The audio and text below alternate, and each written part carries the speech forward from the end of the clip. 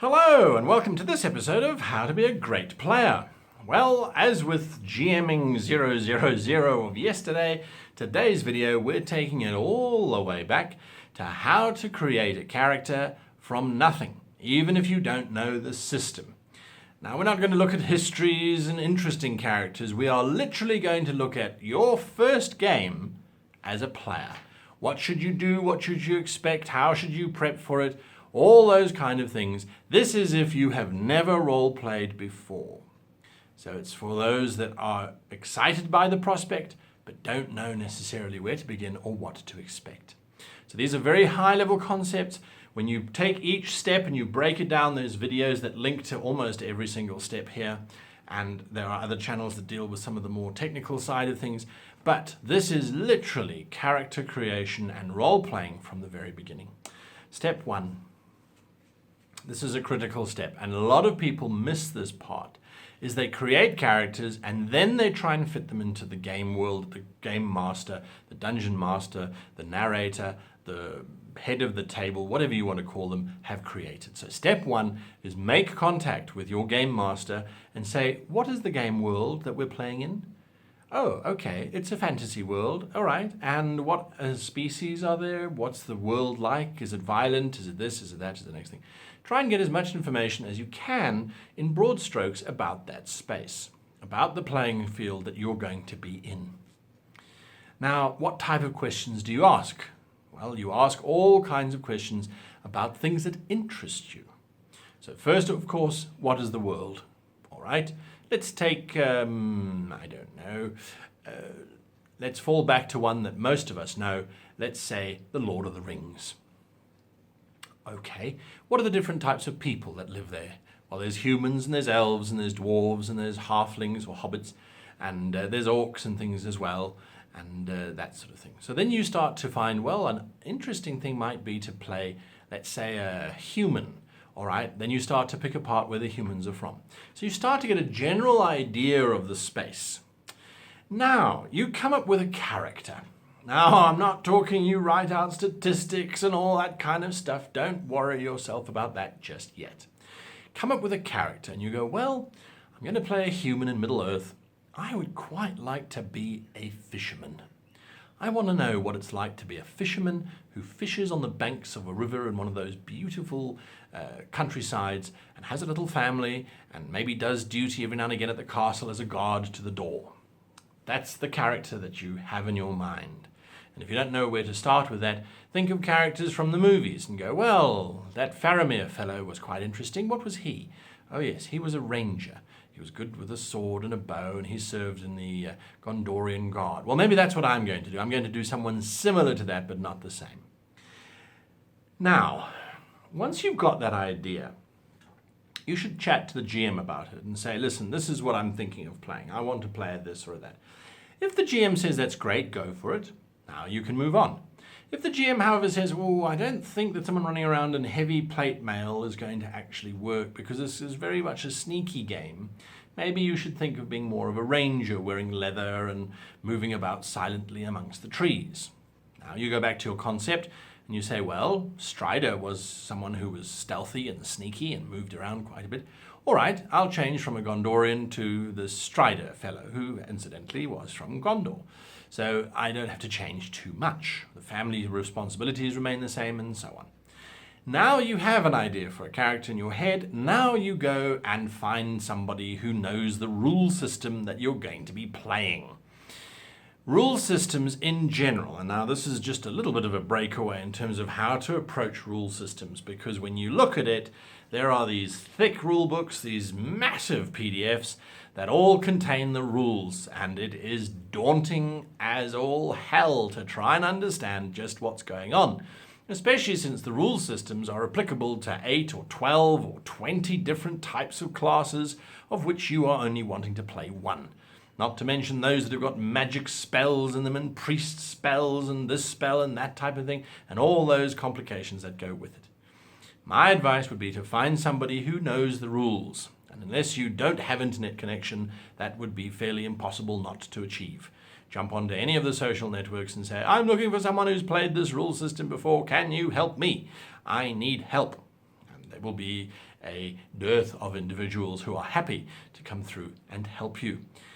If, however, you and your group have just got a new rule system and none of you have played it before and you're reluctant to go online to get help, sit as a group with the rule book and go through it slowly, step by step, and you'll find that it's actually quite a good experience just in terms of building friendships where you sit with your friends and guzzle down, carbonated drinks and slowly put on weight whilst you're all busy reading those books. I speak from experience, obviously. So go through the rule book and start to create your character. Now, you don't know which character has which stats and all that kind of stuff. Go through the rule book slowly and ponderously and make sure that you understand it, but turn it into an experience for all of you. Something to bear in mind, and this is what helped me to learn how to be a player in a game system that I had never played before. Most game systems use dice to determine outcomes. You roll dice. A lot of them use dice that are different shapes, 20-sided, 10-sided, 12-sided, 4-sided. Some of them use 6-sided. Some of them use dice that have got pictograms on them. Some of them use dice that are either 1, 2, or blank. Most of them use some kind of random number generator, a dice, to determine the outcome of a value. Most of them will have values for your character based on real-world values and on fantasy add-ons. So you'll have things like your intellect or your ability to think. You'll have a physical attribute, whether it's strength or stamina or health or whatever the case might be. So generally speaking, you will have a sheet of numbers that represent your character. Those numbers will somehow influence the die that you roll, the dice that you roll, and that is how you play the game. You're rolling dice, adding, subtracting, dividing, multiplying, or percentiling the values that you get based on what you rolled, plus what's on your character sheet to determine an outcome. The game master will, of course, have a value in mind that you either have to exceed, get underneath by rolling and adding and getting less than what they have, or by equaling. Generally, that is how role-playing systems work. So your objective is to assimilate the knowledge of what is on the paper, what does that represent, as well as what are the dice and which dice you use for when. Then you're sorted. All of the rest of the rules can come in later. They're not necessarily relevant now. So understanding what that paper means, understanding what the dice means, you are golden. Now, you've gone through the rules, you've jotted down all these values, you've generated all these values, and you look at your character and you go, right, now I think this character is ready. Not yet. The character sheet you then take and you give to the GM and you sit with the GM and you say, this is my character. What do you think? The GM now can go through those numbers. Hopefully they know the system. They'll go through those numbers. They'll look at them in comparison to the other players' characters and say, yes, this character is absolutely fine. Or they might say, oh, you can add on a little bit here, or maybe this is too high, so just bring that down a little bit, or change this, add this, do that, whatever. They might give you bonus equipment and things like that.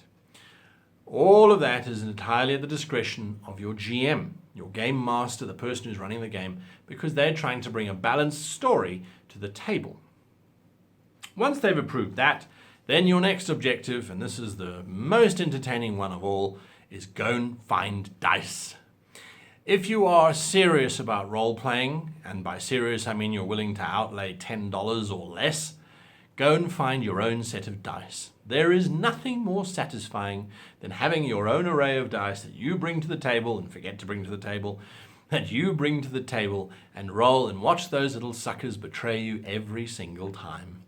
They'll roll low or they'll roll high when you want them to do the exact opposite.